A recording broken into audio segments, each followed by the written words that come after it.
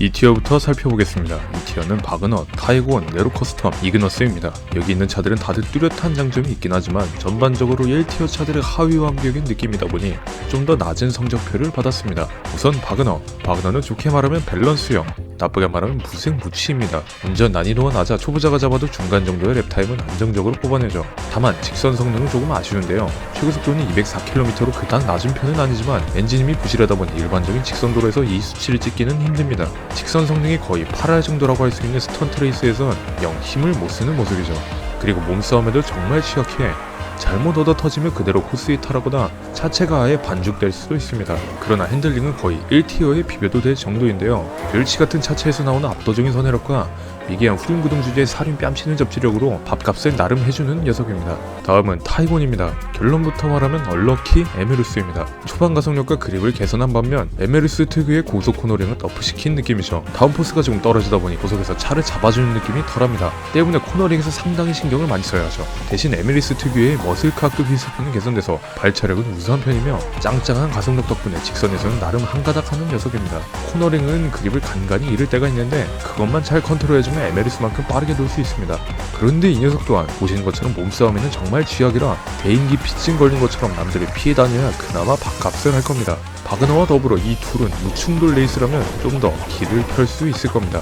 네로 커스텀은 직선 성능을 개선한 바그너입니다. 접지력 덕택의 코너링은 바그너만큼 안정적이죠. 직선 성능에서도 트루페이드 지바이다 보니 엔진힘이 상당해서 중반, 후반 할 것 없이 골고루 절전한 가속력을 뿜어냅니다. 그런데 네로 커스텀에는 바그너에 없는 게 하나 있으니 바로 몸무게입니다. 2톤이 넘는 육중한 차체를 가져서 몸싸움에서 밀리는 일은 정말 드물죠. 그런데 원래 육중한 차들은 코너링에서 헥헥대야 정론인데 네로 커스텀만큼은 그 법칙을 무시해버리는 깡패 같은 녀석입니다. 2톤이라는 몸무게를 자유자재로 기민하게 움직이는 근육 돼지죠.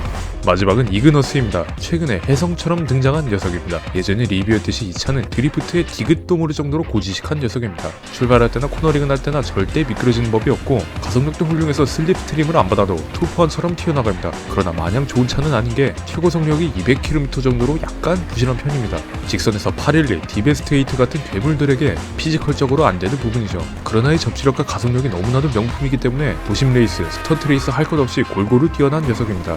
추가로 이 차 덩치가 장난 아닙니다. 거의 세미 타이런트급이라 코너에서 811 같은 애들 만나면 불도저처럼 다 밀어버리는 것도 방법일 겁니다.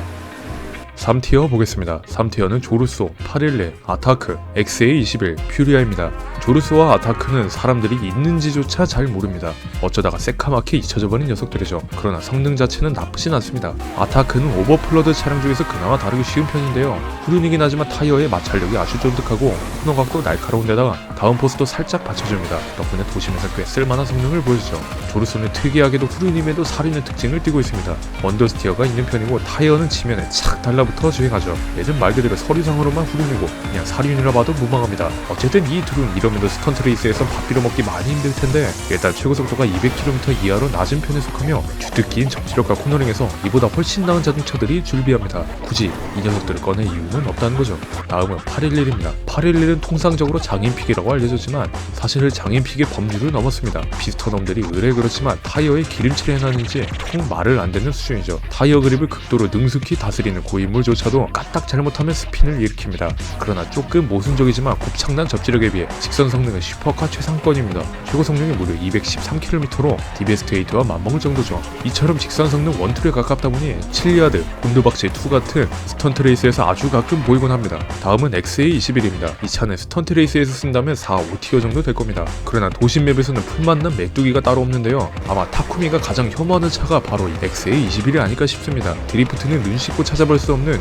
기차 같은 놈이죠. 발차력도 거의 UFO 수준인데다가 코너각도 살인구동이라는 게 믿기지 않을 정도로 기민하고 재빠릅니다. 그렇다고 고단기어에서 막히는 기미도 없죠. 유일한 단점은 최고속도인데 이것 때문에 스턴트 레이스에선 밥값을 하기 힘듭니다. 특히 최고속도가 중요한 스턴트 레이스에서 이걸 꺼낸다면 코너에선 아마 다 씹어먹겠지만 직선도로가 600m만 깔리더라도 타이곤, 바그너에게도 다 무력히 순위를 내줄 겁니다. 퓨리아는 사실 외모가 너무 출중해서 거품이 껴있는 것 같습니다. 분명 화끈하고 섹시한 미녀지만 스턴트 레이스에선 글쎄요. 일단 최고속도가 200km 미만이니 서류 전형부터 탈락입니다. 다만 다른 수치는 발군인지라 도심 맵에서는 꽤 잘 나갔는데요. 그냥 이태리선 XA21이라 봐도 무방할 것 같습니다.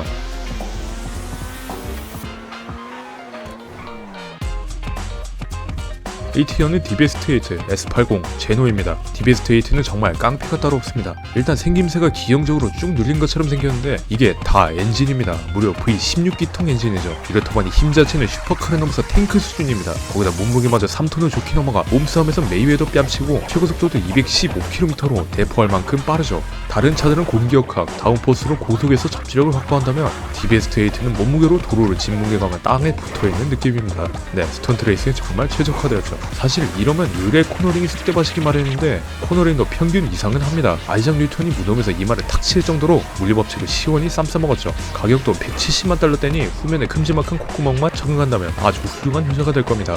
S80은 DBS2보다는 더 지성인 같고 의젓합니다. 코너각은 대단히 빠르고 날카로우며 생김새를 보아하니 휠스핀이 엄청날 것 같지만 운전하기에는 너무나도 쾌적합니다. 다운포스도 대단한 편이라 웬만한 코너에서는 브레이크가 그닥 필요 없을 정도죠. 다만 최고 속력이 아쉽습니다.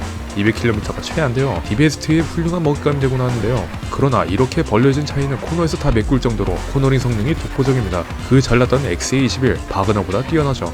결론적으로 그냥 뒷심이 부족한 에메르스라 보시면 될 것 같습니다.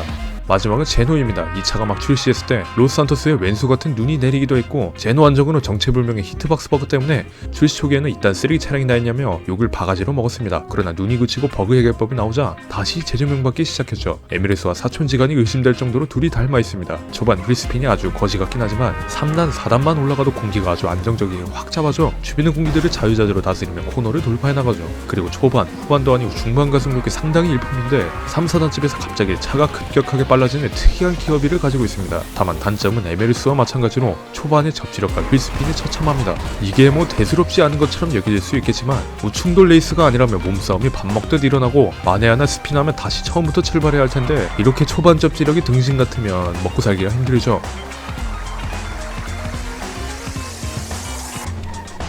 OP 등급은 너무나도 유명합니다. 크리거와 에메르스죠. 공통점은 둘 다 다이아몬드 카지노 업데이트로 나왔고 대단히 고가인 데다 성능에 비해 굉장히 못생겼다는 점입니다. 일단 크리거는 그냥 다재다능입니다.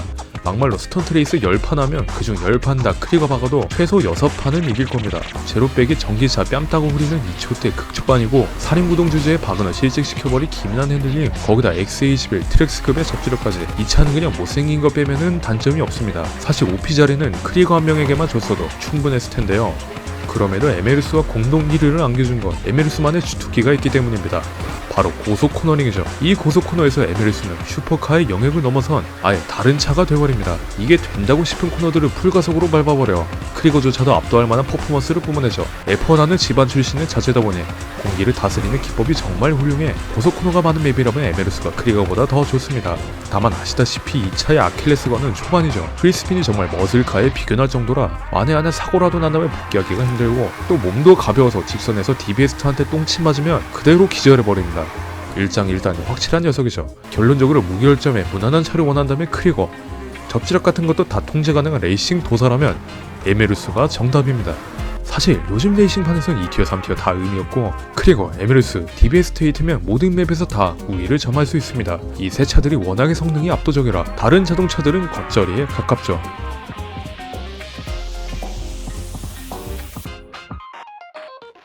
조커픽은 타이런트와 X80 프로토가 있습니다. X80 프로토는 난이도가 훨씬 어려운 DBS2와 같습니다. 직선의 치중한 성능이지만 DBS2 절반 정도의 몸무게라 때때로 그립을 잃어버리죠. 그러나 이 중후반 가속력은 크리거, DBS2의 버금가는 수준입니다. 여기다 연속 부스팅 기법까지 곁들인다면 클리포드 만난 A1처럼 무서운 기세로 앞서 나가죠. 때문에 일부 장인들은 크리거, 에메르스보다 X80은 간혹 들고 나곤 하는데 만나면 진짜 똥구멍도 못할 듯 정도로 앞서 나갑니다.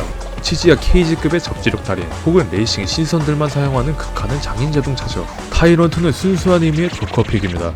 일부 극악무도한 유저들이 스턴트 레이싱에서 아레나와 할 요량으로 선택하는데 육중한 떡대에서 나오는 몸통 박치기로 바그너, 타이곤 같은 멸치 차량들의 오금을 저리게 하죠. 레이싱에서 나온다면 필시 제정신이 아닌 사람이니 알아서 피하셔야 합니다.